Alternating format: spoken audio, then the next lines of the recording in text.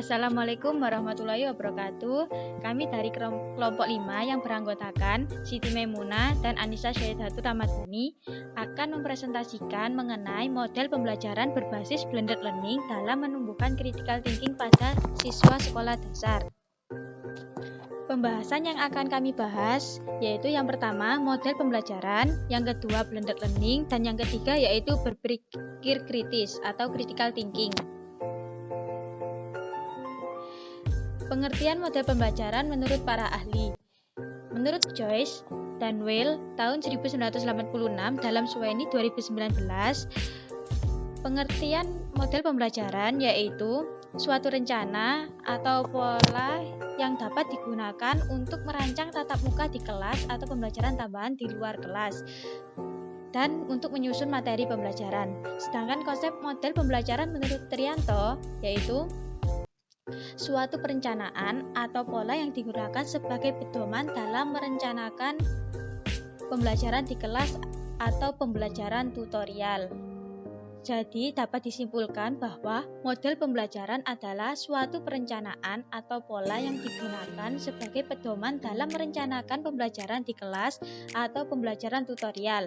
Terdapat 3 bentuk model pembelajaran, di antaranya yaitu model pembelajaran secara langsung, model pembelajaran secara tidak langsung, dan model pembelajaran kooperatif. Selanjutnya yaitu mengenai blended learning. Selanjutnya yaitu model pembelajaran blended learning. Pembelajaran blended learning merupakan sistem pembelajaran yang dilakukan secara online dan tatap muka. Unsur-unsur pembelajaran blended learning disebutkan yaitu ada pembelajaran tatap muka di kelas, pembelajaran secara mandiri di luar kelas, memanfaatkan aplikasi atau platform online, adanya tutorial, serta kerjasama dan evaluasi. Selanjutnya yaitu berpikir kritis atau critical thinking.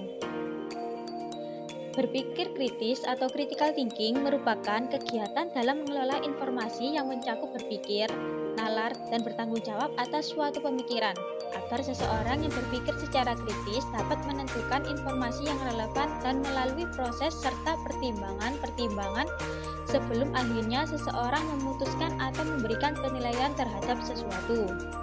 Untuk selanjutnya akan dijelaskan oleh teman saya. Baik, selanjutnya di sini saya akan melanjutkan presentasi dari rekan saya yaitu mengenai komponen berpikir kritis. Yang pertama yaitu identifikasi dan menarik asumsi adalah pusat berpikir kritis. Yang kedua, menarik pentingnya konteks adalah penting dalam berpikir kritis. Yang ketiga, pemikir kritis mencoba mengimajinasikan dan menggali alternatif. Dan yang keempat yaitu mengimajinasikan dan menggali alternatif akan membawa pada skeptisisme reflektif.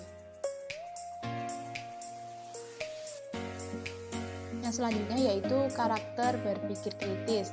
Yang pertama, watak atau dispositions. Yang kedua, kriteria. Yang ketiga, argumen. Yang keempat, pertimbangan atau pemikiran. Yang kelima, sudut pandang. Yang keenam, prosedur penerapan kriteria. Dan yang selanjutnya yaitu mengenai indikator berpikir kritis.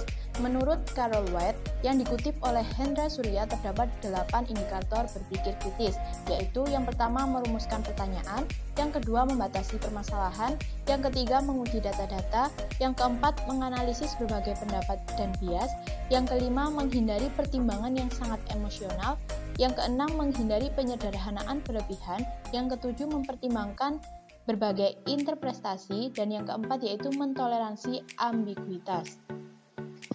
Yang selanjutnya yaitu mengenai langkah-langkah berpikir kritis.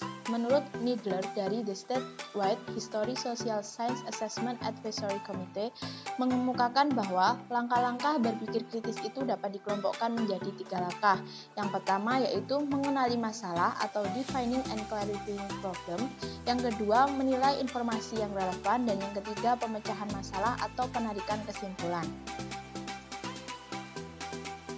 Jadi, pada langkah-langkah berpikir kritis menurut Needler di sini, yang pertama yaitu menggali masalahnya terlebih dahulu. Jadi yang pertama yaitu menggali masalah terlebih dahulu. Langkah-langkah berpikir kritis kita, yang pertama kita menggali masalah, apa yang akan kita pelajari.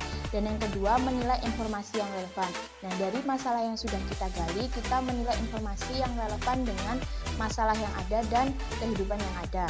Yang ketiga, yakni pemecahan masalah atau penarikan kesimpulan. Setelah kita mengenali masalah sudah kita dapat, menilai informasi yang relevan, kemudian kita melakukan pemecahan masalah dari masalah yang sudah kita dapatkan tadi, dan selanjutnya yaitu penarikan kesimpulan.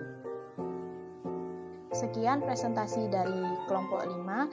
Saya beserta rekan saya mohon maaf apabila ada salah kata.